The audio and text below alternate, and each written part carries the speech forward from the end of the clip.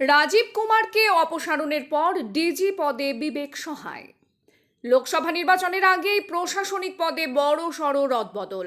রাজ্য পুলিশের ডিজি রাজীব কুমারকে সরালো নির্বাচন কমিশন। এই পদে নতুন নিয়োগের জন্য রাজ্য সরকারের কাছে বিকল্প 3টি নাম চেয়েছিল নির্বাচন কমিশন। সময়সীমা মেনে রাজীব কুমারের জায়গায় রাজ্যের তরফে ডিজি পদে 3টি নাম জমা দেওয়া হয়েছে। সেই তালিকার প্রথম নাম বিবেক সহায়কেই রাজ্যের পরবর্তী ডিজির দায়িত্ব দিয়েছে নির্বাচন কমিশন।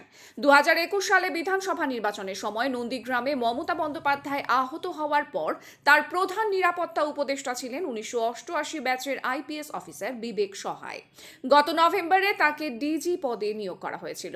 এ রাজ্যের পাশাপাশি গুজরাট, উত্তরপ্রদেশ, বিহার, ঝাড়খণ্ড, হিমাচল প্রদেশ, উত্তরাখণ্ডের স্বরাষ্ট্র সচিবকেও অপসারণের নির্দেশ দিয়েছে কমিশন।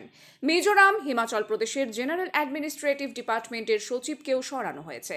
লোকসভা ভোটের নির্ঘণ্ট ঘোষণার পর আদর্শ নির্বাচনী আচরণ বিধি জারির কথা জানানো হয়। এরপরই প্রশাসনিক রদবদলের মতো বড়সড় পদক্ষেপ করল নির্বাচন কমিশন।